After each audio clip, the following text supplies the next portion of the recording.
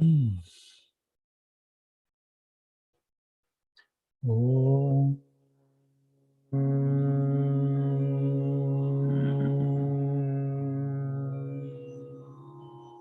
Ajnanatimidandasya Janashalakaya Chakshurunmilitam Yena Tasmai Shri Gurave Namaha Namashrishtam Manumati Satshiputram Atrasarupam Rupam Tasyagrajam Rupurim Maturim Gastavatim Radha Kundam Giribaram Maho Radhikamadhavasam Prapto Yasya Pratita Gripaya Shri Gurum Tam Natasme Vancha Kalpatarubhyascha Kripa Sindhubhyeva cha Patitanam Pavanebhyo Vaishnavebhyo Namo Namaha Nikhila Shruti Mole Ratnamala Dyuti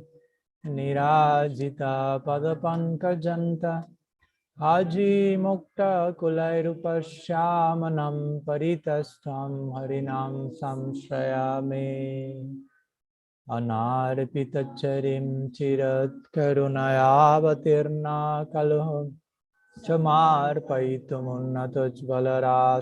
Sabhakti Shriyam Hari Purata Sundara Dyuti Kadamba Sandipitaha Sada Hridaye Kandare Spurato Bhasachinandana Ajana Lambita Bujjo Kanakavadato Sankirtanai Kapitaro Kamalaya Taksho Vishwambaro Dhyabaro Jugadharma Palo Vande Jagat Priyakaro Karunavataru Ladini Shakti Sarupaya Gauranga Suridaya Cha Bhakta Shakti Pradhanaya Gadadhara Namostute He Krishna Karuna Sindho Dina Bandho Jagatpate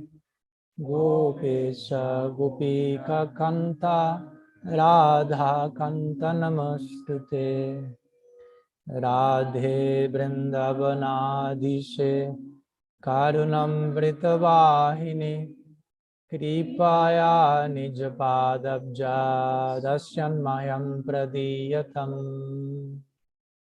Bhaktya Vihinaya Aparadhalakshay Shiptascha Kamaditarangamadhye Kripa Maitvam Sharanam Prapanam Brinde Namaste Charanarvindam Brinde Namaste Charanarvindam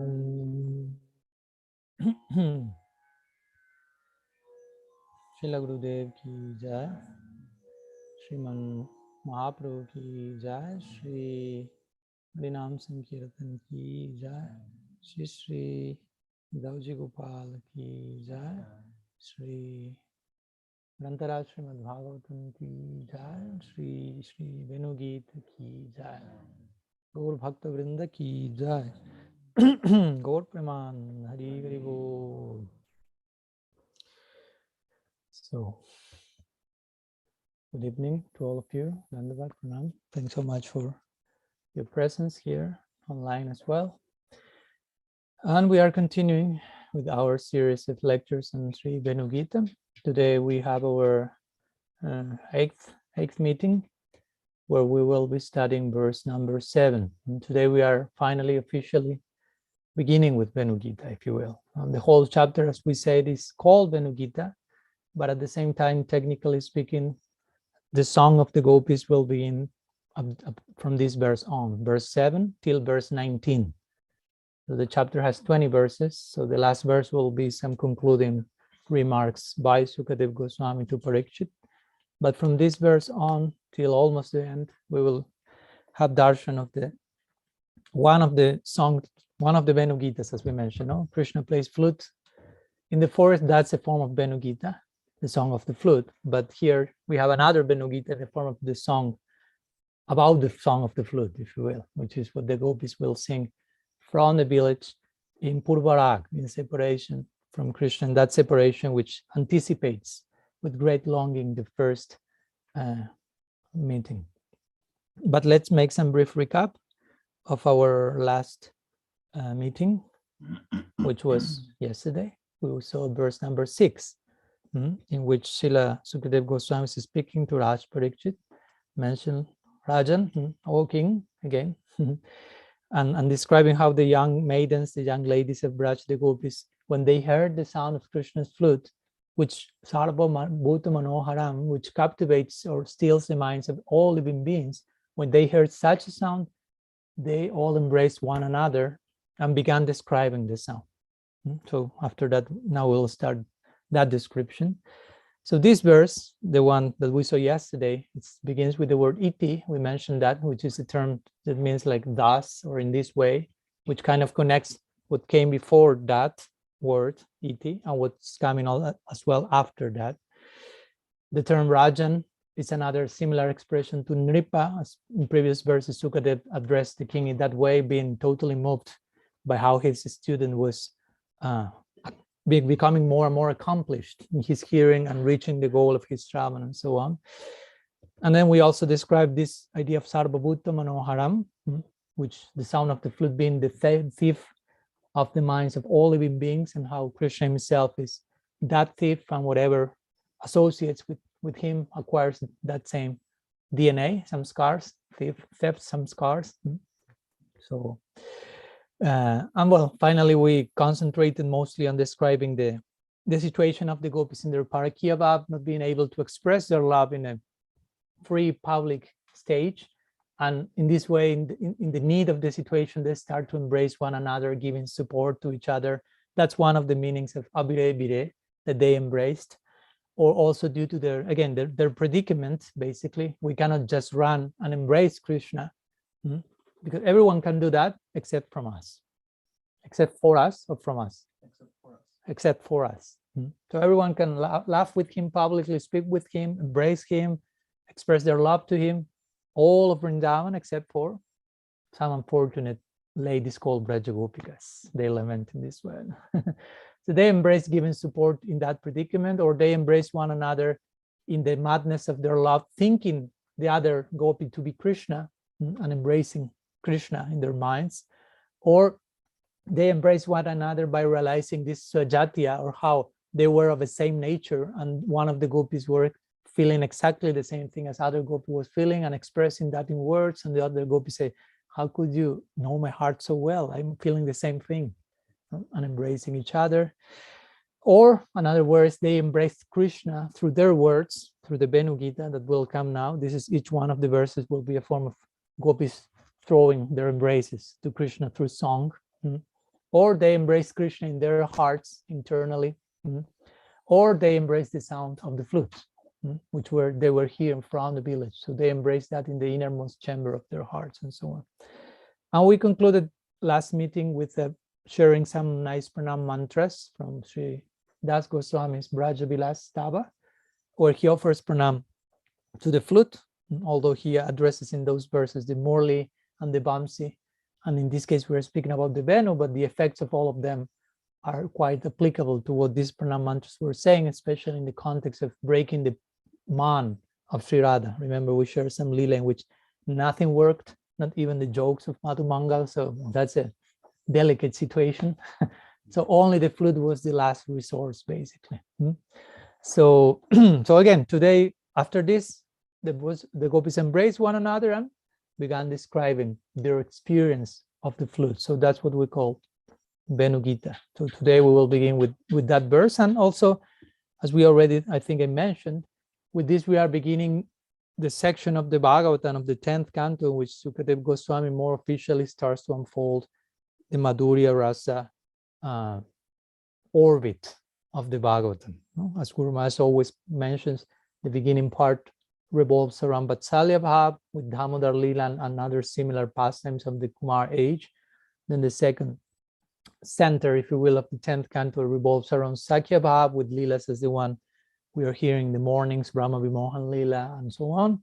And the third circle is the Madhurya Rasa circle, which revolves, ultimately converges into the 5 chapters of the Rasa Leela, but builds up to that in the form of previous chapters, such as this one, the one of the Venu-gita, and other Gitas as well, as we know. So let's begin with the first verse of the Venu-gita, which is remember, the 7th verse of the chapter. And this is a very well-known verse also. In this Venu-gita, we will find some worthy of memorizing shlokas. No? So be ready for training your neurons. So in this pranam mantra, from now on, the meter changes again, and all the verses of the Venu-gita will be, all of them, in the same meter from now on. We will see. So basically, in this verse, the gopis will describe how to contemplate the beautiful faces of the sons of the king of Braj, constitutes the perfection of the eye, basically. So the chanda, or the meter, is called Basanta Tilak. As I mentioned, there are different chandas or meters for each verse. They have a particular name. So this is called Basanta Tilak. So this will be included in, sorry?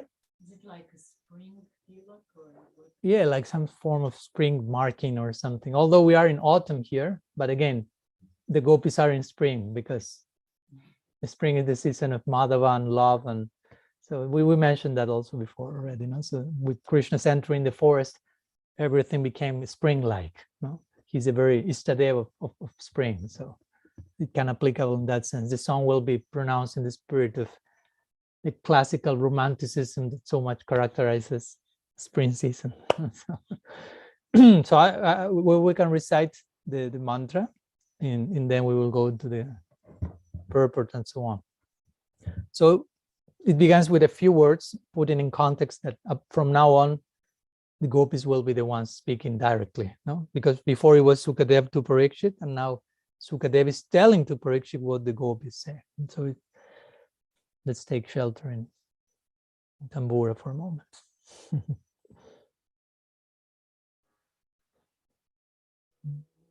Shri Gopya Uchu Akshambatam Palamidam Naparam Vidhamaham Sakya Pasun Anu Viveshayatur Bayasyahi Bhaktram Brajasa Sutayor Anavenu Justam Yairvani Pitam Anurakta Kataksha Moksham.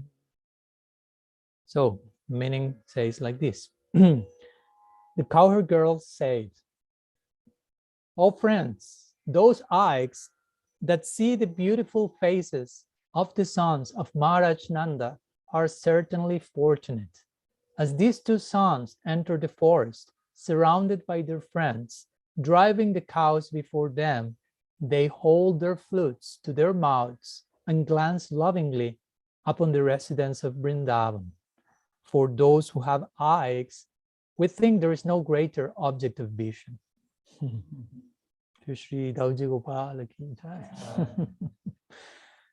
So interestingly, we are in the beginning of the immersion of Madhurya Ras section, but Sakya Ras appears there to assist the whole equation, and we will see in which different forms. No? So here the gopis are basically mentioning, for those who have eyes, they have this saying in English, no? The apple of my eye, they say. So Krishna Balaram, the apple of my eyes. All right. So let's go a little bit quickly through word by word meaning, and then we will unpack a little bit the implications of them. So Sri Gopya Uchuhu means the gopis said, Aksham Batam Palamidam Naparam Vidhama. So Aksham Batam means of those who have eyes, no? Iksha.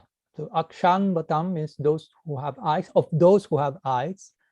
No? Palam means fruit, or ultimate reward, no? Like the ultimate thing to attain. Idam, this, we will see interestingly, the gopis start, of course, as usual, to speak indirectly.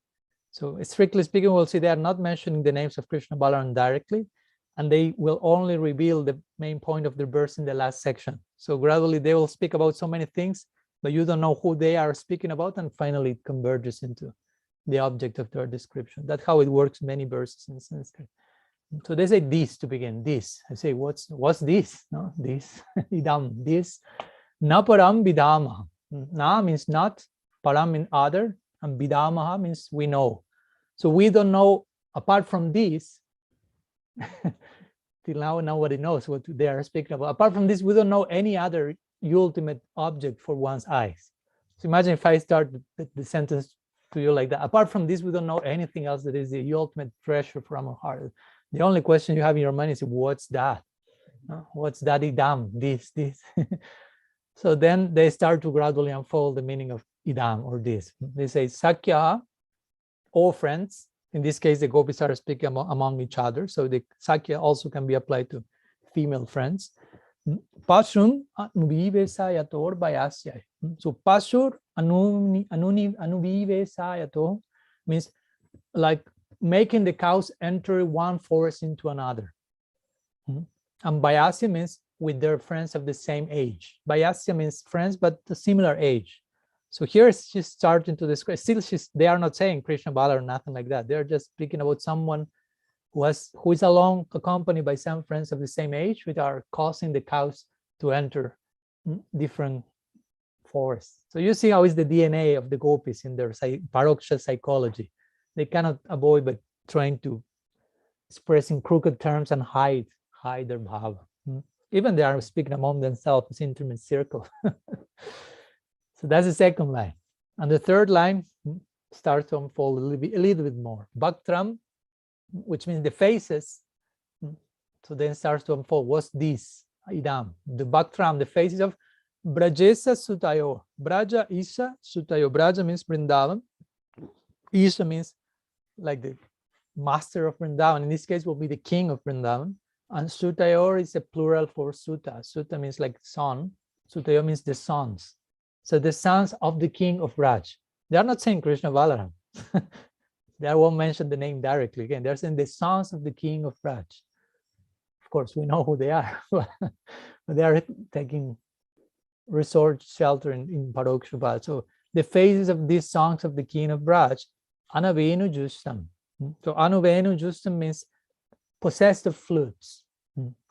Or they possess flutes. No, they are with flutes. On the last line, Jairbani Pitama Anurakta Kataksha Moksham. So Jair means by which, Ba means or, Nipitam means like continuously drunk, drunk in like a verb, no? Like drinking. No? They won't use the term to see, but we will explain why they use just the term to drink, no? The particular sin. Anurakta Kataksha Moksham. So Anurakta means loving with Anurag. Kataksha means, how do you say in English? Sidelong glances. Not direct, but sidelong glances. And moksham. Moksham in this case means like releasing, to release sidelong glances full of affection. Like comparing their faces are releasing those type of arrows, if you will. Yeah, sometimes this is a poetic analogy, no? Like the eyebrows are like the, how do you call the bow? Bow. I always make the same mistake. And the glances are like the arrows. No? So generally, those are the types of symbolisms that accompany this. So basically, that's a little bit the word by word description of this verse, where the gopis again indirectly are praising the beauty of the face of these two sons of the king of Raj, entering the forest as they do with their friends and animals and playing the flute, and saying there's no higher object of vision. I mean, if someone has eyes, he ultimately is to contemplate this scene. If they do not reach that point, the perfection of their eyes is still yet to come, basically. So let's try to unpack a little bit the content of this verse. I don't know if I will finish in one class, or maybe it's a little bit longer than usual, with blessings of Gaur Sundar Prabhu. We need you giving blessings there. You just give blessings. Thanks so much. Do not say that twice. That may be dangerous. But yeah, thanks for your blessing. So Gopya Uchuhu, let's begin by the first term, which puts in context the conversation. The gopis said, and of course we already know that in the previous verse they say, and the gopis began to sing. So Sukadev Goswami is sharing with Parikshit Maharaj what the gopis say. So it's not that he's having like, I don't know, he's with the cell phone speaking with the gopis and hearing what they are singing and repeating, but he's visualizing all the situation in through the lens of samadhi, basically. So like when you, how do you call it when you connect to a radio, and how do you call when you move to in Spanish tune, yeah. So if you are tuning in the same frequency that someone is saying something, you will hear that same thing. No? So in this case we are speaking about samadhi radio, basically. So the gopis are singing from the platform of samadhi. Samadhi means perfect meditation, samadhi, among other meanings. So it's not that Sukadev Goswami is just speculating. Look, let's see what the gopis must be singing, and I will share that with Parikshit. I will let my imagination flow a little bit. No, he's not saying that. No, he's entering into samadhi, tuning into that particular frequency of bhava, realization, and sharing his vision. Like the same thing that the Goswamis are doing in the commentaries of the Bhagavad, and it's not just like they're writing what they feel inspired in the moment in a mental sense. Of course, what they feel inspired in the moment, but the inspiration comes from samadhi, samadhi bhasha. Sometimes it is said, bhasha means like the language. That's how the Bhagavatam was written by Vyasadeva, samadhi bhasha. That's how he transplanted that into Sukadev, and so on. The samadhi chain continues. So this is the samadhi of the song of the gopis. The gopis sing in samadhi. Sukadev replicates the song in samadhi. And of course, for we to enter into this type of narrative ultimately fully, we are to enter into samadhi as well, as Guru Maharaj will say. If you want to enter and live in the Bhagavatam forever, that's a book written in samadhi. So if you want to really enter the book, because it's not just a book, it's a portal made of samadhi, you have to enter in, you have to become yourself of that same substance, if you will, samadhi. In the beginning, instead of samadhi radio frequency, we may be more in another type of radio frequency, when mental noise and stuff like this. So gradually, through sadhana and mercy and grace, everything is becoming Chaitudarpana Marjanam and so on. And gradually we will develop the eye, the samadhi eye. Premanjana Churita Bhakti Vilochanena, Sri Brahmaji says in his Samhita, by having the eyes anointed with the salve of divine love, you can see all the things, basically. If you don't have samadhi, if you don't have that eye of love, Krishna may be in your face, but you are not seeing, you are not having Krishna darshan, basically. Krishna darshan lalasa, as the Venu-gita finishes saying, Krishna darshan lalasa.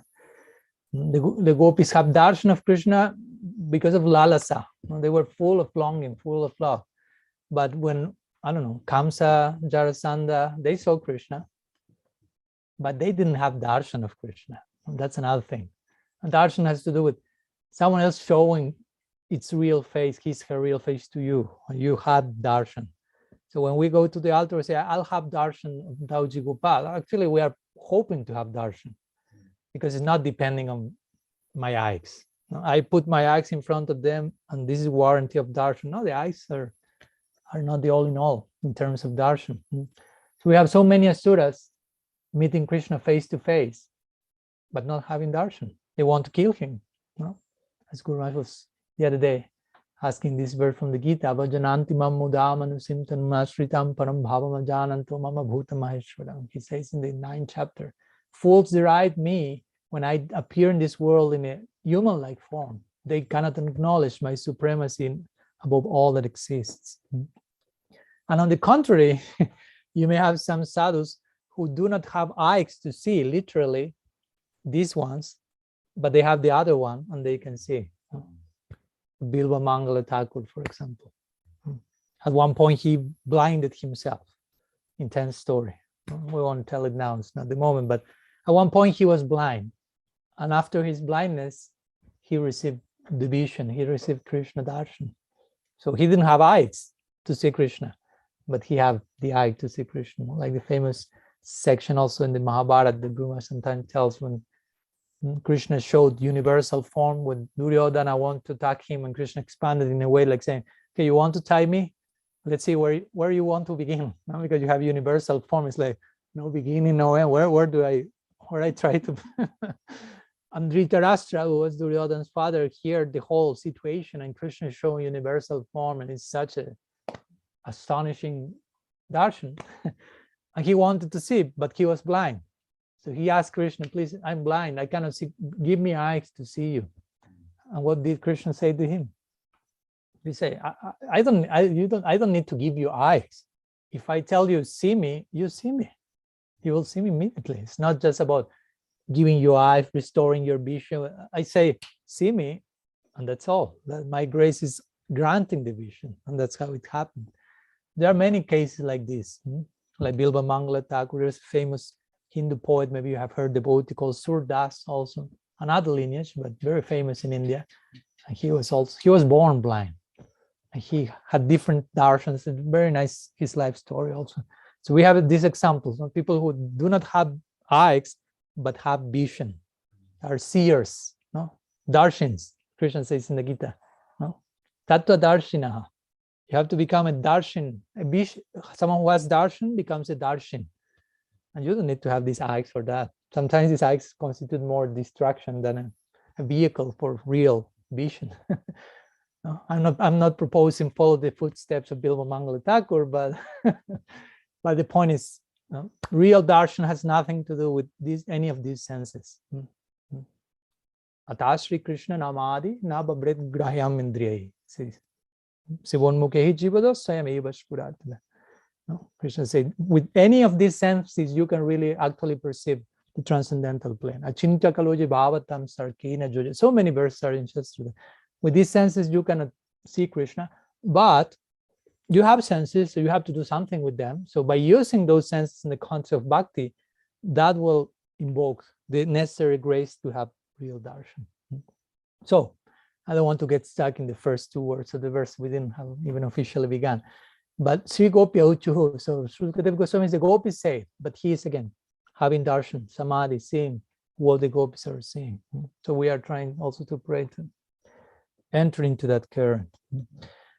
So remember, this scene is the gopis are in seclusion in the village, not in the forest with Krishna. In the village, probably some of them in their homes. To say that they have some rooms where the bhoga was there, so some of them will get together at times and cry and embrace each other in separation from Krishna, because they couldn't do that in the open home with all the rest of the family members. So they will get in some hide corner in the house and experience in trance, in separation, all that's going on in the distance Krishna is doing in the forest and so on. So again, the gopis are expressing this, looking at the path where Krishna left for the forest. That's where the eyes always are. Krishna left in that direction, they're just waiting for him to return and so on.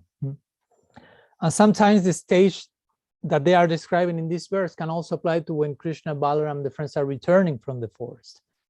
These are two like very emotional, crucial moments in the daily dynamics of the gopis. Krishna and his friends leaving for Gocharana Lila and returning. So at one point, this verse can apply to any of the two moments actually. Although mostly we are in the Purvana Lila here, but one can extend the idea to their return.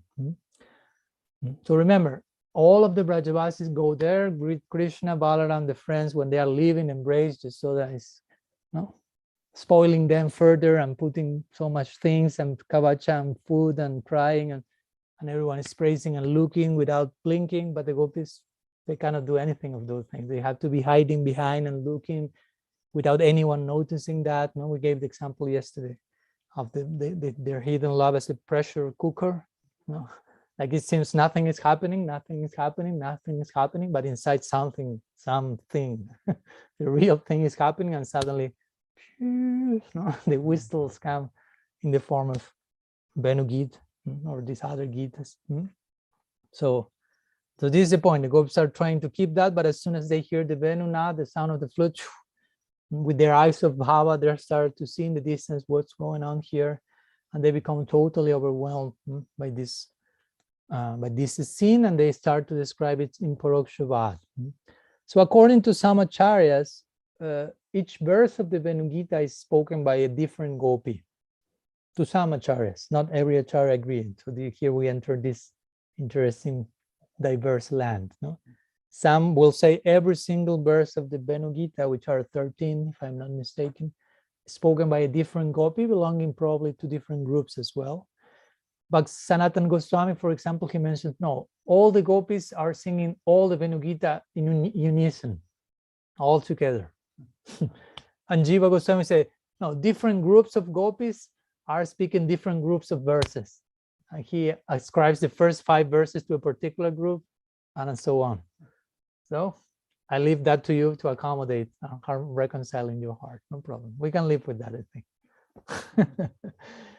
So before trying to explain a little bit what the verse is about, I'd like to share, because generally it's classical that when Sanatana Goswami or any of our acharyas begin their commentary on this type of sections, like Venu-gita is starting or any other, they will invoke some like Mangala Charan in their commentary before starting to comment on those sections, because they acknowledge, oh, this is a serious issue here.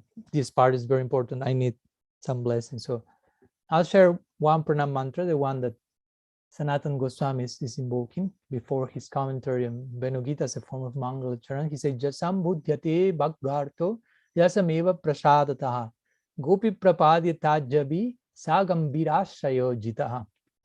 He says, I take shelter of the gopis, by whose grace the sense of their speech is understood, and by whom he whose intentions are deep was won over.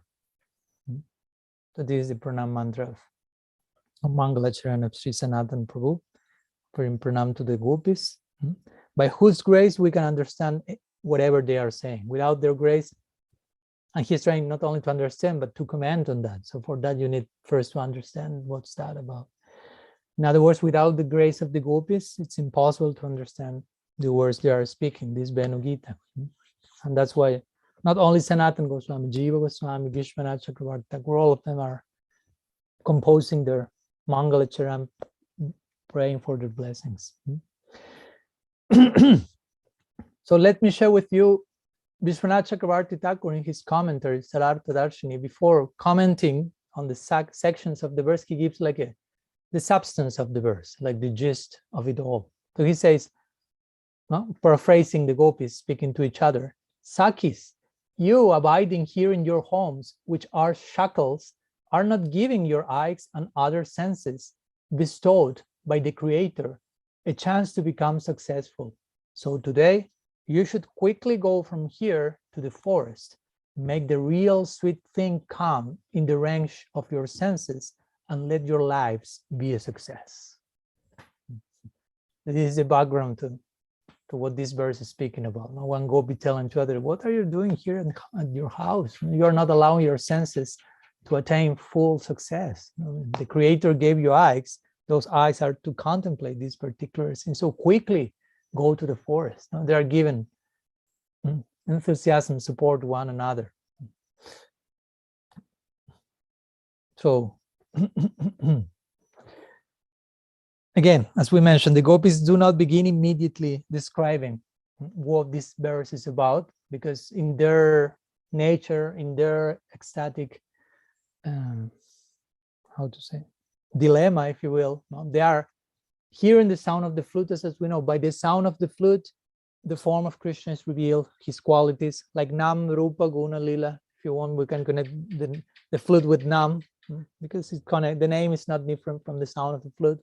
And this way, as Nam reveals Rupa, Guna, Lila, the gopis are hearing the Nam-like flute, and immediately in the eyes of their minds come the form of Krishna, his qualities, his pastimes, and so many other endearing aspects of the object of their love, that they feel this is the only thing that makes our eyes worthwhile. So, but they are so wonderstruck and astonished by contemplating that with the prem they have, that they cannot articulate all that is happening in them. Just say idam, done, which means again this. They cannot go beyond that for a moment. This is the success for one eyes. And again, one is like, what's that? What's the word this? What do you mean by this? Because they are contemplating all that inside. They are relishing all that reality. This, yes, this. Oh, yes, this. And of course, they understand each other what they are speaking about, because all of them are, again, tuned into that frequency. But for a moment, overflowing in bhav, they are not able to enter into details. As we will see, even in the whole verse, still the idea is unfolding. The next verse, it will be unfolded a little bit more, and so on. So again, they say this is the success for 1 second. For a moment, some commentators said they throw a stroke up in the middle of the verse. It's not even in between verses, but after first line of the verse, pause. This is the success of one's eyes. They cannot say more for a moment, and then eventually they regain little strength and they can continue speaking. And again, we will see they will be speaking in so much levels, so many levels of indirect speech, so many levels. Very interestingly, sometimes another word for paroksha bad or indirect speech is dhvani. Dhvani. This is more technical term in the language of aesthetics. And dhvani again means like also like implied meaning or suggestion. Like I'm saying something that overtly is not clear, but it's suggested that points in some direction. But also, and rasa, especially for expressing rasa, sacred aesthetic rapture, indirect language is very appropriate. But there are many like layers of this. No, you have dhvani, then you have something called anudhvani, and then you have something called pratidhvani. So it's like the implication inside implication inside implication. There are degrees and level where the indirect implication dhvani, then you have the implication again inside implication. I mean, this required adhikar. If one is not trained into how to understand those things, you may not. I mean, it's so indirect that you may just think that it is directly speaking about something, while actually super indirectly speaking about something else. But one has to be trained into the mysteries of that language. And then again, pratidhvani, which is implication inside implication inside implication. Many books of the Goswami, especially their rasa shastras, they are full of that. If you read Lalita Madhava, Vidagdha Madhava, it's like, oh my God. It's so indirect that it takes time to really follow what they're actually trying to say about, because it's not direct at all. It's like the more indirect they can be, the more rasa they are relishing, basically. That's basically that's the nature of rasa kata. It's most pleasing to Krishna. Krishna says, Paroksha mama chapriyam. I love indirect speech. So the gopis say, well, if he loves indirect speech, let's make our speech as indirect as possible. No? Because that's how we can please him the most. They want to please him the most. So the most indirect they can express themselves, the most pleasure for Hari. And of course, I'm mentioning only 3 levels, dhvani, anudhvani, pratidhvani, but it's not limited to just 3 levels. There are unlimited layers for this, especially in the Bhagavatam. This is full of that. One of the 3 languages of the Bhagavatam is Kavya or poetry, and poetry has a lot to do with this. But generally, to say that very skilled poets can mostly express themselves in these 3 levels, but some empowered personality, kind of like the gopis, can go even beyond that ordinary, which is already extraordinary standard. So again, in this verse, the gopis will express this type of thing. They will speak in terms of abhahita bhav. I also use that expression. That for you to know, it means the same. Abhahita bhav means conceal, the tendency to conceal one's emotions. You are feeling something, but you have a tendency to conceal them, to hide your bhava. So again, they are saying this. They are not immediately saying what's all it's all about. And at the end of the verse, they just clarify. In English, this does not exist, basically. No? In English, if you say the sentence, you will say, I don't know, my grandmother is the person who did this. But in Sanskrit, in these particular terms, you will say all that she did. And at the end, you will say who was the person who did all that. like the famous, I don't know, there are many examples of this pranam mantra to Mahaprabhu. Even it doesn't have to necessarily be the Avahita Vav of the gopis. It can be just composition. And Anarpita charim chirat karunayavatirna kalo samarpaitum natos palarasan sabhakti sriyam haripuratu sundara dhyuti kadamba sandipita sadahri dayekan daresh purato va sachinandana. Just the last words of the verse is saying who the whole verse speaking about. First saying, he who gave that thing that is nobody never given, came into the Kali Yuga and is given this full, most brilliant type of love, and he's endowed with this particular color. May he roar in the cave of my heart. That's Sachinandana. So by the end of the last line, you're on the border of your seats. Like, who is this verse about? This is something similar. Sanatan Goswami, his purport says something like this. He says, when the mention of idam, again, this word, these, he says, the mention of idam is at first is due to the inappropriateness of immediately revealing at the outset the meaning about to be said. It's not proper according to the situation. And what's that about to be said? The form of the topmost prize, since it is most confidential. Rahasyam. Or, Sanatan Goswami said, another most pleasing version to him, it is because of the inability of the gopis to point out a detail of it at once on account of helplessness due to an upsurge of profuse love for him who overwhelms the heart. So that's even, he's more convinced with that argument, it seems like. Like we mentioned, they want to say, but something happened in between and they were not able to continue speaking. In his Gopal Shampu Srila Jiva Goswami says in this line also, and here we start to speak about a little bit the ideas, the ingredients of the verse on the presence of Balaram there, as one of the two sons of the king of Braj. So he said that the gopis began to describe Krishna with incomplete words to begin with. They are not being shy to reveal their love. They were actually describing Krishna while indicating Balaram also. So now it comes the real sense of the verse, because actually this verse is not about Balaram at all for the gopis.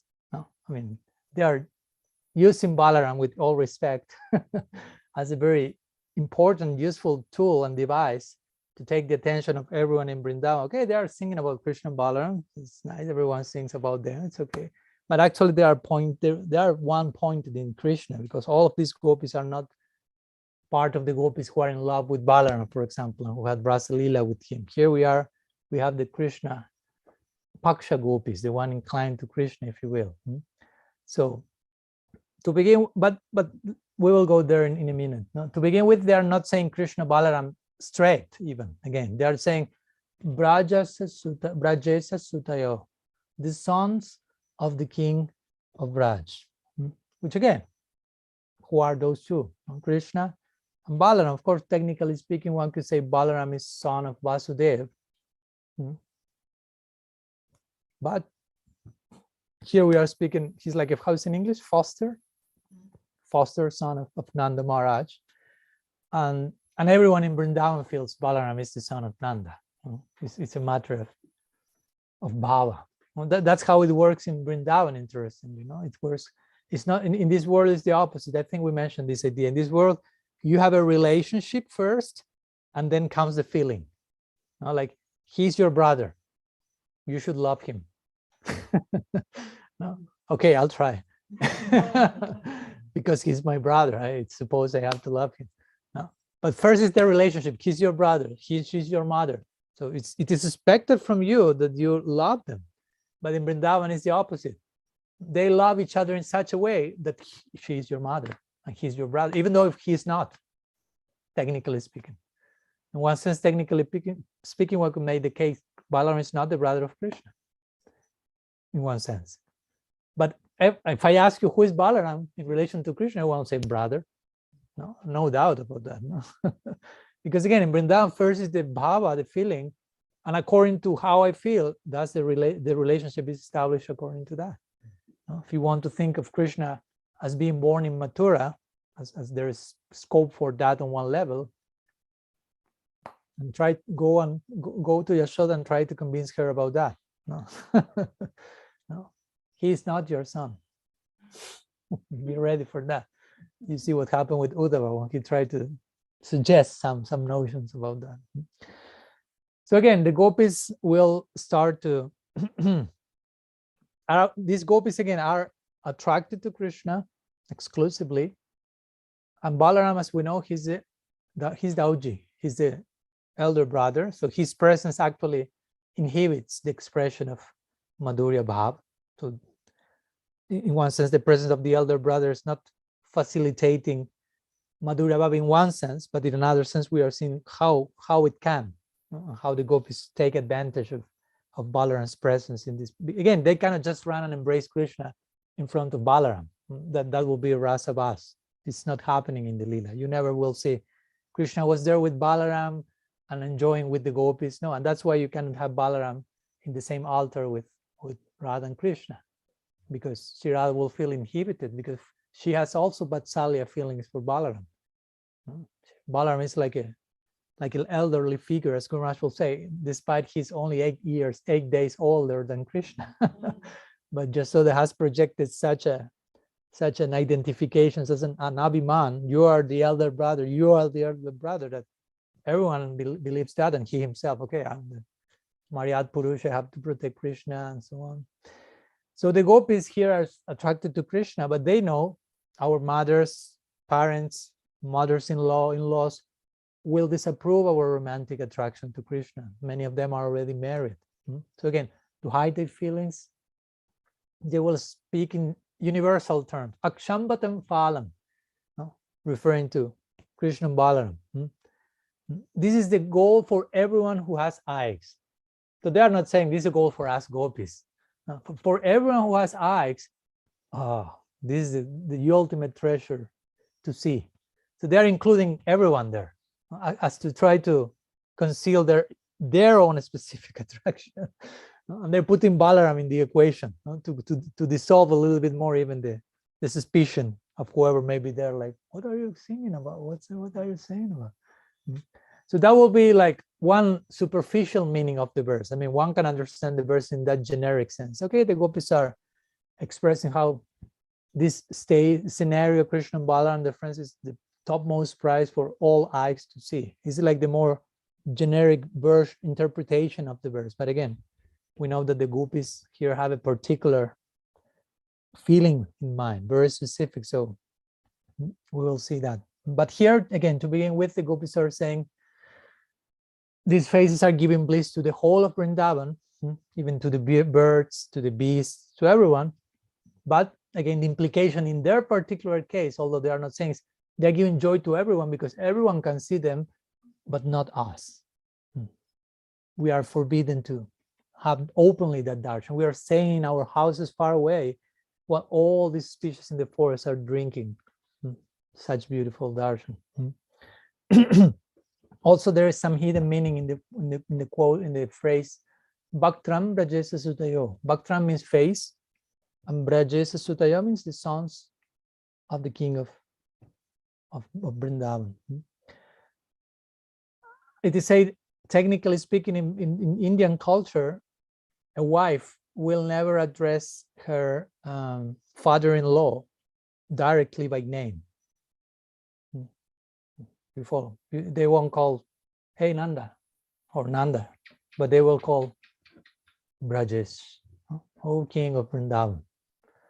Of course, the gopis are not married to Krishna, they're married to someone else, but that's their bhav, that's their feeling. Swaki, they are in parakiya, which means to belong to someone else, but in essence, they are swakiya, means we belong to him. We don't belong to anyone else. For the sake of Leela, we externally have a so-called husband and all this stuff, but how they feel internally is, Krishna is our husband, nobody else is. And Krishna accepts them in that name. So that's why they address Nanda Maharaj indirectly, not by flying, oh, he's the father of our husband. or the one who we will like to be our husband, if you will, something like that. So we will see how this mantra, and also the next one we will see next class, somehow is a very appropriate mantra where that someone who has affinity towards Madhurya Bhav or Manjari Bhav can use for offering pranam to Krishna Balaram. Because one may ask, no, okay, if I have an affinity for Madhurya Bhav, how do I offer pranam to Krishna Balaram in a way that is nourishing my affinity? So this is some option, as we will see how the ultimate meaning of this verse and the next one unfolds. So the word Bhaktram means face, and it's in singular. So also the meaning can be Bhaktram Brajesa Sutayo. Brajesa Sutayo is in plural, the sons of the king of Vrindavan. But Bhaktram is the face. So it could mean that face among the two. No? Among the sons of the king of Braj, Bhaktram, one face, implying the gopis are not looking at Balaram's face. No, they are pointing to one face. They're, again, invoking Balaram's presence too. No? Conceal a little bit bond. No? So that particular face, we are attracted in that direction, even we shouldn't, again. So they have to hide. As Guru Maharaj will say, the gopis have 1,000 or more reasons not to go behind the sound of the flute. They have things to do at home, they have a family, they have duty, they have position in society. They should not, but nonetheless they are going. And we have 1,008 reasons to go behind Krishna's call, but we are not going still. So that's a little bit the gap between us and the Brajavasi. Need to see the Brajavasi. So gradually we have to bridge that gap. No? So let me share some words from Vishwanath Chakravarti Thakur. His comment. As is usual in many of his commentaries, Vishwanath Chakravarti Thakur is creating some extra dialogues in between each verse. No? Conversations that are the background to any particular verse. So he says, one gopi said, yes, let us see, touch, hear, and smell Krishna. But how is it possible since we are so shy? Another gopi replied, that face releases sidelong glances, kataksha moksham, remember, upon anyone who becomes lovingly attracted, anurakta, to him. So Krishna will search you out and release the arrow of his enchanting glance. When it strikes, you will become agitated with love, forget all your shyness, and abandon your self-control. Then you will look without shyness on that face. This is very interesting. It is many times it is described that sometimes Krishna is coming and Sri Radha wants to see Krishna and wants to drink his beauty fully without interruption, as we will see, without eyelids. And many verses in Shastra about that. But somehow shyness is capturing her. Sometimes even poetically it is described as the goddess of shyness, Laja Devi. Laja means shyness. Sometimes described that Laja Devi is capturing her, and Sri Radha in her inner core starts to pray, to do mental manasa puja of Laja Devi. Oh goddess, please bless me by leaving me for a while. So my shyness disappears and I can have a glimpse at the beauty of the son of Nanda Maharaj, because that comes and she's not like, he's just looking down. Because some other Brajavasis are there and so on. So this type of expression here over and over again. But again, the senses of the gopis want to run towards Krishna because Atmandriya Priti Krishnandriya Priti Chadhare Premanam. Their senses only exist for the sense enjoyment of Krishna, which is totally desireless and selfless. That's one of the meanings of the name Gopi also. What does Gopi, we also connected with Gupt or Gupta, to hide. They hide their bhav. But also Gopi means what? What does it mean Gopa? The etymology, Gopal. Okay, and Go also can mean senses. So Gopal means like the one who protects the senses, and Gopi means the ones who protects the senses. Whose senses? Krishna's senses. So how do they protect Krishna's senses? By giving their own senses for his own sense enjoyment. That's the way of saying they are protecting Krishna's senses by engaging them always in loving interaction in the context of prem. Remember, please never misunderstand this as ordinary exploitation.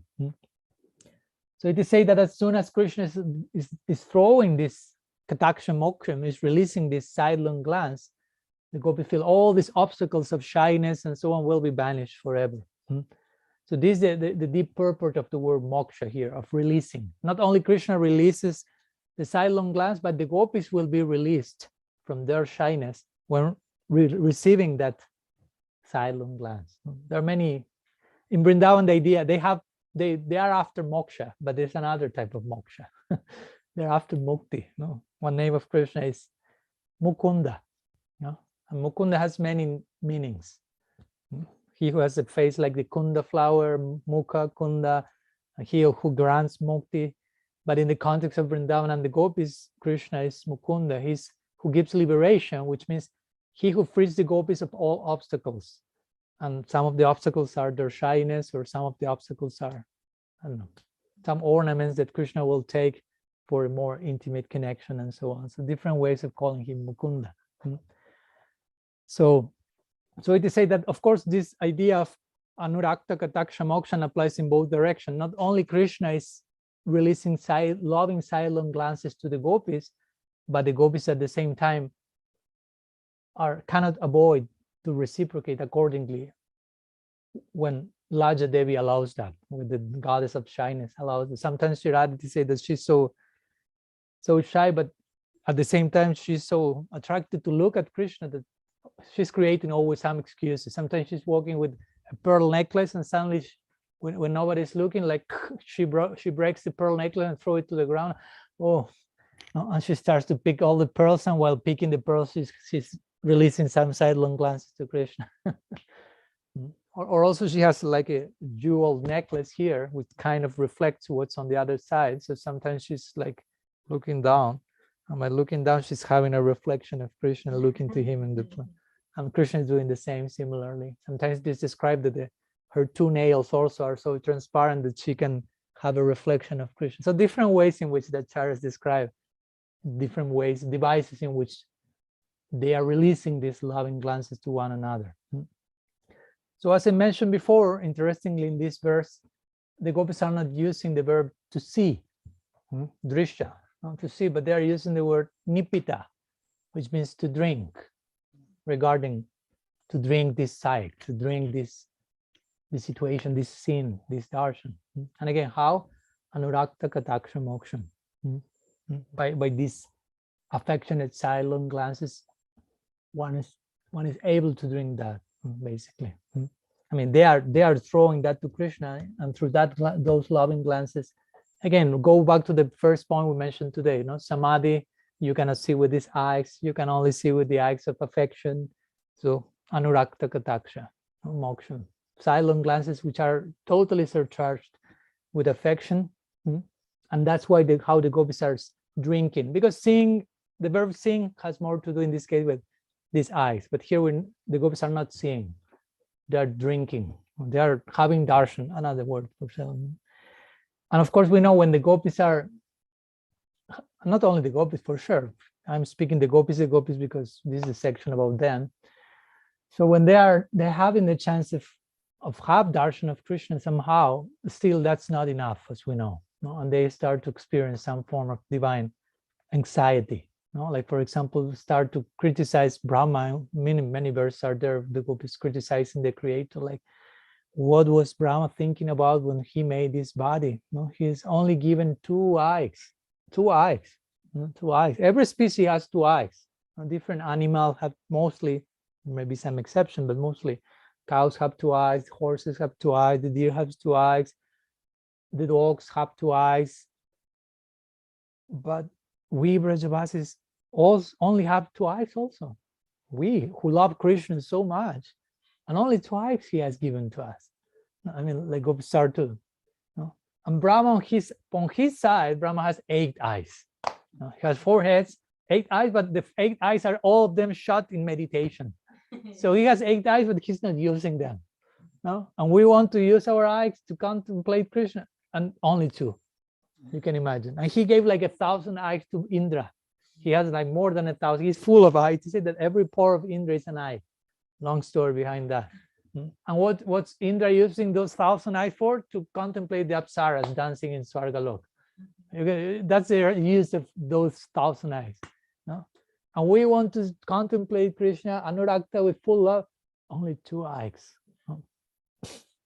No, the more hungry a person is, sometimes they say the more food the person requires. So the gopis are so hungry of drinking the beauty of Krishna, and only 2 eyes. It's like if you are dying of hunger and I give you 1 grain of rice.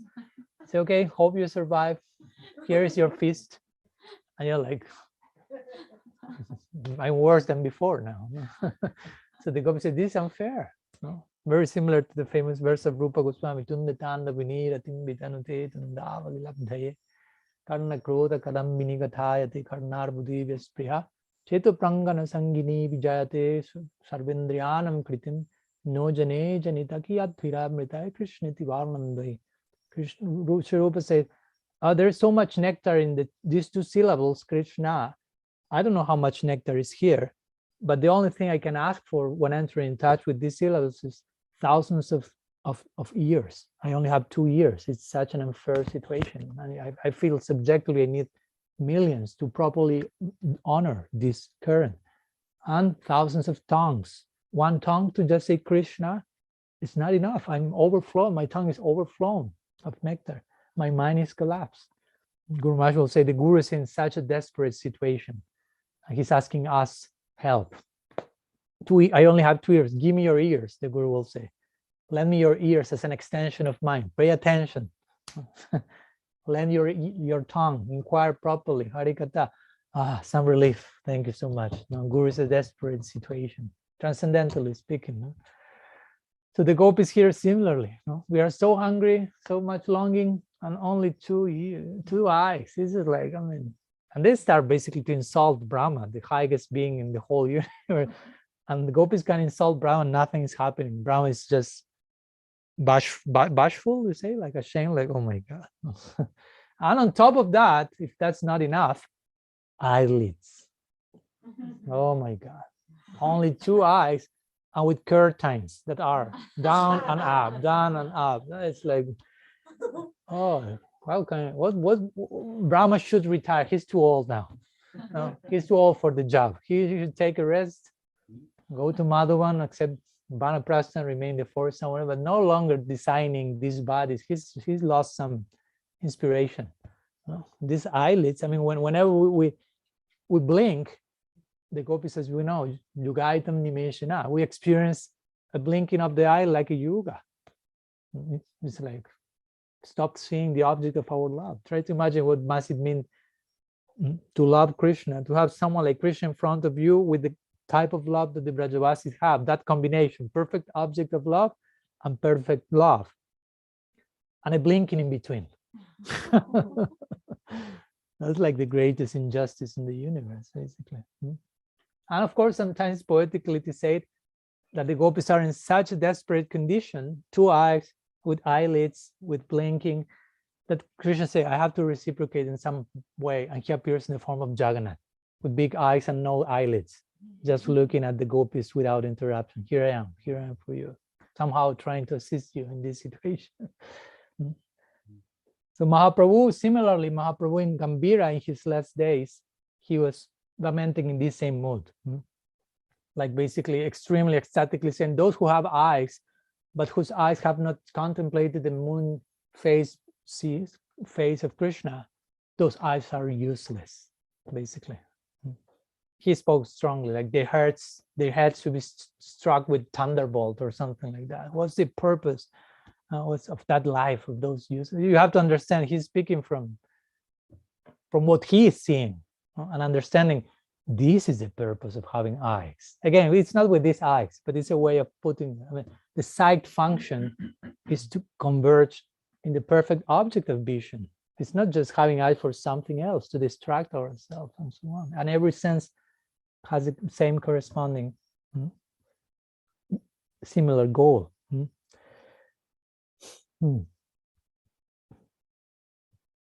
So on one side, this is one of the another interpretation of of this verse. No, Sri Radha is speaking, or Sakis who are after Krishna's darshan, the gopis present here, who want to see that face, who want to drink that face uninterruptedly, especially after hearing the flute.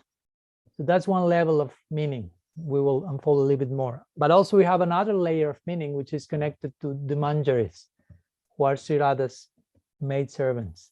They do not want to see Krishna's face alone. They want to see Krishna's face, but next to another face. They want to see Krishna's face for sure.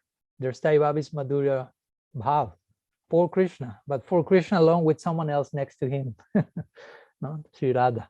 For their eyes, the perfection of vision is to drink the combined beauty of Sri Radha and Krishna. Radha Krishna Pranamora Jugala Kishore Jivanam Maranirati Anu Nahi More. Sings Narottam Das. Radha Krishna Pranamora Jugala Kishore. This pair, this divine couple, is the all in all for me, my life and soul. In life and in death, they are my Istadev. The two of them, not one nor the other. Because sometimes I've seen devotees in the name of Radha Dasyam and loyalty to Sri Radha say, I don't want to speak, that Krishna, I don't like to. But it's not like that. I mean, do you think that Sri Radha will be happy that hearing you sing that? You have to be quite engaged trying to facilitate their union and their meeting, not just abusing Krishna or something. But again, the mood of the manjaris, and I don't want to enter into the details of that because that's another topic altogether in one sense. But it's not direct union with Krishna. It's not to be on equal terms with Sri Radha and sometimes enjoy romantic meetings with Krishna, but dasya. Padabjaya savavina varadashyameva. Nanyat kadapi samaye kiladevi yache. Sakyaya tima manamustu namustu nityam. Dasyaya tima mara sustu rasustu satyam. Famous prayer by Sri Das Goswami. He said, oh, Sri Radha, I want just to be your dasi, to have the pleasure of the fortune of serving your feet. And if you offer friendship to me with you on equal terms, namostu nityam. I perpetually offer my pranam to that friendship. Like obeisance is at certain distance. It's not my aspiration. Dasyaya timamara sostura sostu satyam. I find rasa, really, I promise satyam, in dasya. And that's what we call Radha Dasyam, the Manjari Bhav or Bhavalas Rati. So just to conclude, mostly in the context of Madhurya Rasa and what the Bhagavatam shows, of course, overtly the Bhagavatam is not clearly promoting Manjari Bhav. It's not speaking in detail about that, but it is implied for those who have the eyes to see. And so in these Madhurya Rasa sections of the Bhagavatam, it shows how to relish, for example, in this particular verse, how to relish the sound of Krishna's flute by following two different modes. By following the mood of Sri Radha herself, or those who have direct union with Krishna. We have been speaking now how those gopis hanker to see that face and more than seeing just the face of Krishna, we know. But also, as an implication of that, the mood of the manjaris, who are the servants, the maid servants of Sri Radha. So, and the commentators have given importance to understanding these different verses which are in the Madhurya Rasa section according to these two varieties. So all the verses in Venu-gita, in other words, can be relished from this particular two vantage point of view mainly. Of course, in a general way also regarding to other rasas, but since we are in Venu-gita's Madhurya Rasa section, it's mostly directed by the acharyas to those two varieties of Madhurya Bhav. So again, the general meaning of the verse can be applied to every inhabitant of Braj, because as the gopis themselves say, the face of Krishna Balaram, for anyone who has eyes, this is the perfection. So all the Brajavasis will say, we have eyes, and we agree that's the perfection for us. Jashoda will agree, Madhumangal will, everyone will agree, Raktak, Patrak. But go into the specifics of this section, the mood of this section, which is Madhurya Bhav, mostly these verses can be read in these two moods, like Sakhi Bhav, like Sri Radha or someone on that in that particular situation saying Bhaktram Brajesa Sutayo Ana Venu Justam. So Anu also means Ana can mean Ana Benu Justam. He's constantly playing the flute, Ana, constantly. But also Anu, some acharyas say, means behind. So in this case refers to, from these two, Brajesa Sutayo, these two brothers, the one who is behind, we are attracted to the face of that one. And the one who is behind is Krishna. He's like the younger brother. In that sense, it's described, he's the one behind. So he's walking behind his elder brother, behind Dauji. So that's the interpretation of the Saki Bhava. We want the face of that one who is walking behind his elder brother. We are focusing in him. But Manjari Bhav, this verse also speaks about Manjari Bhav. So I would like to finish today's explanation by sharing how this verse points to Manjari Bhav, because overtly it's not speaking about that. So how this happens. So this comes from a very interesting commentary made by Srinath Chakrabarti. Again, he's the guru of Kavi Karnapur, the author of Gaur-Ganodesh Deepika and other works, poetic works. So he has a commentary called Chaitanya Mata Manjus. So here, he will point that this verse actually can be a vision that the Manjaris are having of Sri Radha and Krishna, which is the perfection of their eyes. The perfection of the Manjaris are to have Radha and Krishna together.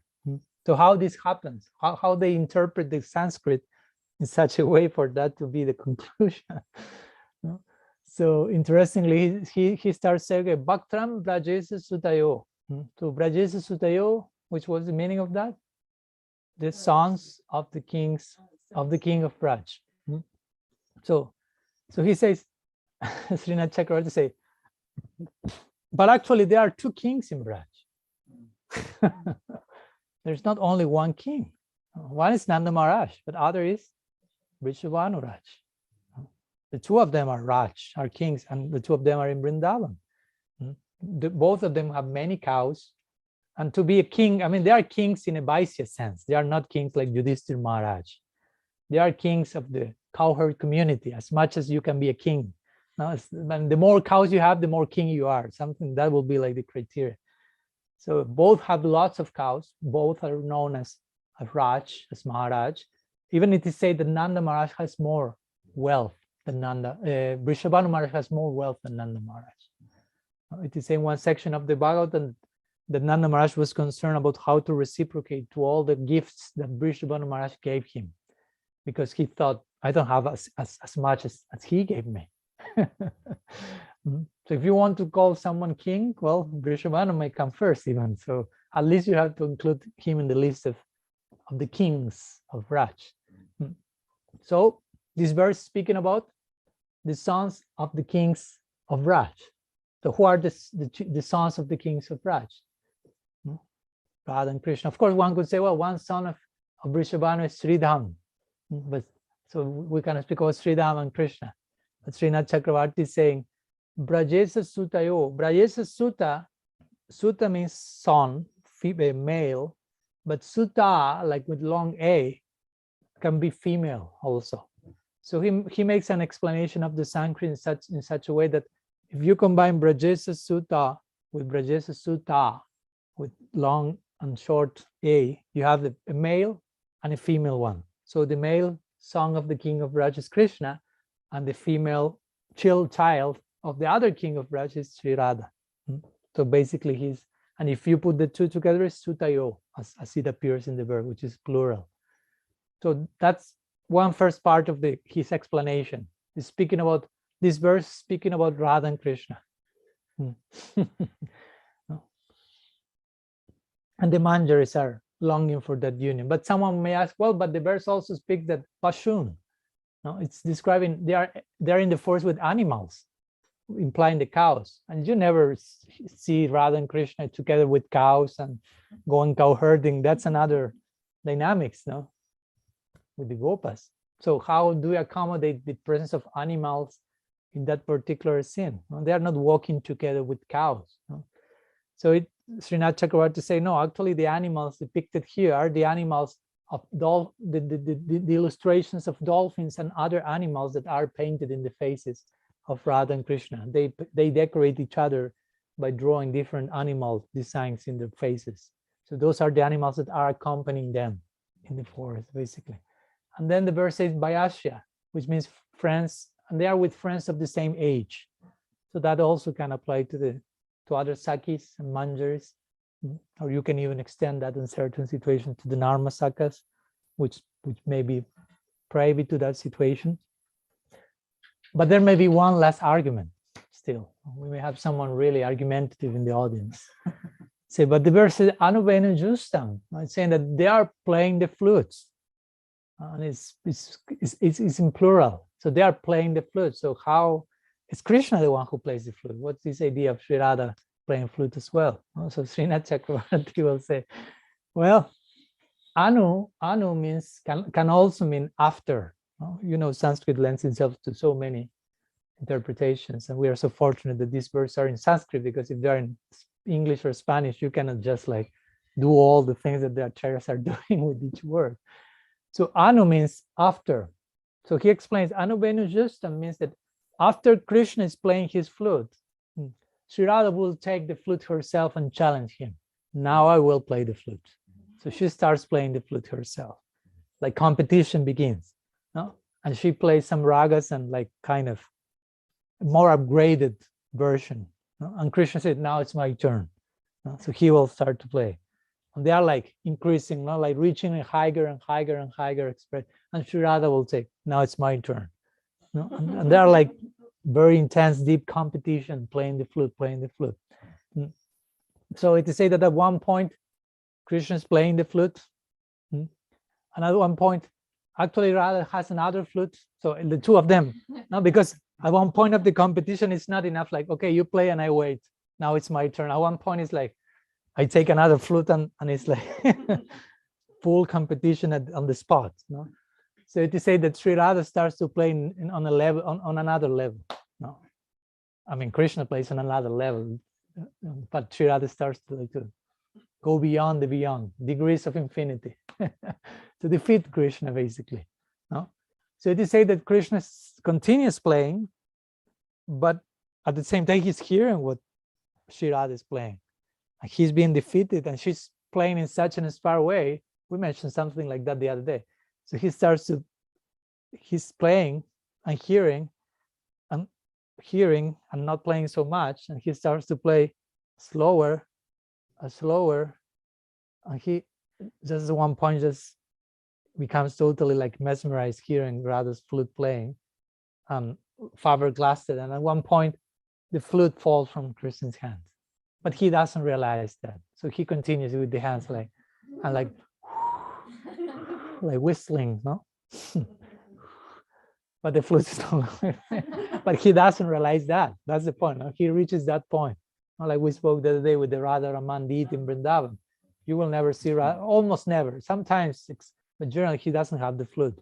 So one of the explanations is in this connection. No? Like he thinks he has the flute. He thinks he's playing it, but he's just like lost and found, no? in Radha's darshan. And so there's one line from Srila Rupa Goswami in relation to this lila. Sri Rupa will say, all glories to the silent flute playing of Sri Krishna. That's the highest flute playing of Sri Krishna, the one that you cannot hear anymore in anything, and something else is happening. So in this way, Srinath Chakravarti is saying, so in this way, all these births can be seen from the perspective of the Manjaris who are contemplating Radha and Krishna together in the forest, this flute competition. And so another layer of that. Again, this vision has not happened yet in Leela, because remember, we are here in Purva Rag. So there has not been yet the first official meeting between Radha and Krishna. But the Manjaris are there. The longing is there in Radha's heart. So the longing is there in the Manjaris, like this has to happen. That's the vision, the darshan they are longing for. Sri Radha is longing for that from her particular point of view, and the Manjaris are longing for that particular darshan that corresponds with what Radha needs. So this is the ideal of the Manjaris. Again, Radha and Krishna Pranamur, Jugal Kishore. So basically, that will be the meaning of this verse, not to have the darshan of those two faces, going back to the Manjari Bhav vision, Radha and Krishna entering the forest together, accompanied, decorated by different animals accompanied by friends, playing the flute in this unique way. To drink such darshan, that's the perfection of the yaks. So the manjaris are thinking, we have to make this happen. I mean, this is a perfection of the yak, but it has not happened yet in Lila. So all this is like creating the tension, like impulsing more and more, creating the moment. It has to happen. It has to. So Yoga Maya is creating this dynamic. So gradually the momentum is reached for all that to be real in the Rasa Lila and so on. So we'll finish here today, but again, in the next verse, it's kind of connected because the gopis will continue speaking in Parokshavad through indirect speech about Krishna Balaram on some level, again, around about Ram Krishna. But again, in this way, allowing Sri Baladeva also to honor and serve Madhurya Bhav by being the perfect reason or excuse for diluting the attention of the whole of Vrindavan and for them to continue expressing their love in an indirect and hidden way. So that's a very unique way in which also Sri Balaram is assisting. So Sri Balaram ji ki jai, Sri Sri Dauji Gopal ki jai. So we will finish today, and I will introduce one pranam mantra that I will offer. Generally, I offer at the end of the different gitas. Many of them we already have seen in Spanish, but not all of them in English, just for you to know. And this is a mantra, which is the last mantra that appears, pranam mantra, which Uddhava recites when he's leaving Vrindavan. Before Uddhava is leaving Vrindavan, after going through all that he went through and remaining 10 months, as Raghunath Das Goswami says, in Braj, and becoming totally affected and transformed by the association of the Brajavasis, he recites 6 verses, famous ones, called the Venu-gita also. Section in the 11th canto also is called Venu-gita, but these 6 verses also are called Venu-gita. And this is the last one of these 6 verses, which is basically the last thing that Uddhava is saying before leaving Braj and returning to Krishna in Mathura. So the verse says, Bande Nanda Brajastrinam Padarenum Abhikshnasaha Yasam Harikatodgitam Punati Bhuvanatrayam. So basically, I will choose to close every session with this mantra because the meaning is the following. Would have said, Bande Nanda Brajastrinam. Bande, I offer my pranam to the Bande Nanda Brajastrinam, the ladies of the cowherd village of Nanda, again, to the gopis. Bande Nanda Brajastrinam Padarenum Abhikshnasaha, which lotus, the das, who's I offer Abhikshnasaha means perpetually, and Padarenum means the dust of their lotus feet. So I perpetually offer, repeatedly, perpetually offer pranam to the dust of the lotus feet of the Braja Gopis. That's the first part. And the second part says, Yasam Harikatod Gitam Punati Bhuvanatriyam, whose Harikata is so powerful that has the potential to enlighten the 3 worlds. Whose kirtan, whose song, so it's a very fit pranam mantra for closing every section of the Bhagavatam, which has to do with the songs of the gopis with their harikata. So in this way, Buddha is leaving Braj, and we are putting our session to rest also by invoking that sacred offering of pranam by Sriman Uddhav Mahasaya. And we see each other in the day after tomorrow, I think.